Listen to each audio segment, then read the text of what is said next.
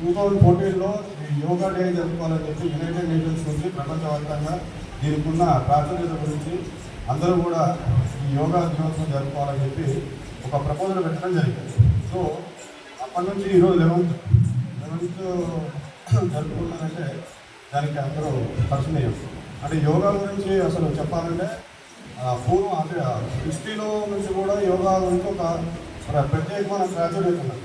అంటే ప్రతి ఆసనానికి కానీ ప్రతి దానికి కానీ ప్రతి బాడీ పార్ట్కి ఒక అంటే ఫ్లెక్సిబిలిటీ కానీ బ్యాలెన్స్ కానీ పర్సీవరెన్స్ కానీ అన్నీ కూడా డెవలప్ అవుతాయి. ఫస్ట్ థింగ్ మనం ఏంటంటే మీ జనరల్ ట్రైనింగ్లో ఉన్నప్పుడు ఈ రన్నింగ్ చేసే ముందు కానీ లేకపోతే ఇలా స్ట్రెచ్చింగ్ కానీ అయిపోయిన తర్వాత వార్మప్ కానీ చేస్తూ ఉన్నారు. సో అదంతా కూడా యోగాలో నుంచి వచ్చింది.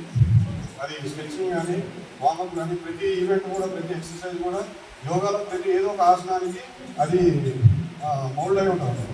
సో దీంతో పాటు ఇంకా లేడీస్ జనరల్ చేసే హౌస్హోల్డ్ యాక్టివిటీస్ ఉంటాయి.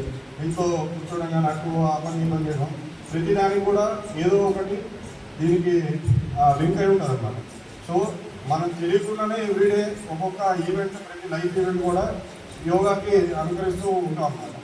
కాబట్టి దీని గురించి ఇంతమంది ఈరోజు ఇక్కడికి వచ్చి మనం దీని గురించి మనం ప్రత్యేకంగా చేసుకున్నాం అంటే దీని అందరూ కూడా మనం చాలా హ్యాపీగా ఫీల్ అవ్వాలి. దీంతో పాటుగా మన June 26 డ్రగ్ అంటే ఇలిసిట్ ట్రాఫికింగ్ మరియు డ్రగ్ గురించి కూడా డే ఉన్నది. ఒక వీక్ అంటే ఈ వీక్ మొత్తం వారోత్సవాలు నడుస్తూ ఉన్నాయి. అంటే డ్రగ్స్ కానీ ఇట్లాంటి చిన్నపిల్లలు అంటే టెండర్ ఏజ్లో నుంచి వీళ్ళందరూ దానికి అట్రాక్ట్ అవుతారు. కాబట్టి ఈ ఏజ్ నుంచి అంటే మనం ఇట్లాంటి హెల్తీ యాక్టివిటీస్ కానీ ఇట్లాంటి హెల్తీ మనము రొటీన్ కానీ మనం డెవలప్ చేసుకుంటే రేపు పొద్దున దాని వైపు ఎవరు కూడా మౌల్లో కూడా ఉంటారు. ఇక్కడ ఎక్కువ మంది చూసుకుంటే అందరు పిల్లలే ఉన్నారు. సో మీరందరూ కూడా దీన్ని గ్రహించుకోవాలి. మరి పెద్దలు కూడా ఇట్లాంటి దాన్ని ఎవరైనా ఎంకరేజ్ చేసినా కానీ లేదా సపోర్ట్ చేసినా కానీ మీరు మా దృష్టికి తీసుకురావడం లేదా ఎవరైనా మన కమిటీ దృష్టికి తీసుకురావడం చేస్తే ఎవరికి ఇబ్బంది లేకుండా ఉంటుంది.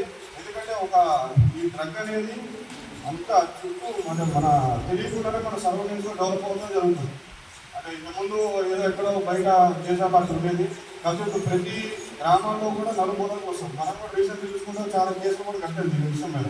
కాబట్టి ఏంటంటే ఈ డ్రగ్కి సంబంధించింది కానీ ఇలిసిట్ ట్రాఫికింగ్కి సంబంధించి కానీ అవేర్నెస్ కూడా క్రియేట్ చేయమని చెప్పేసి ఒక 1 వీక్ వారోత్సవాలు ఈ June 26 రోజు ఆ డే ఉందన్నమాట.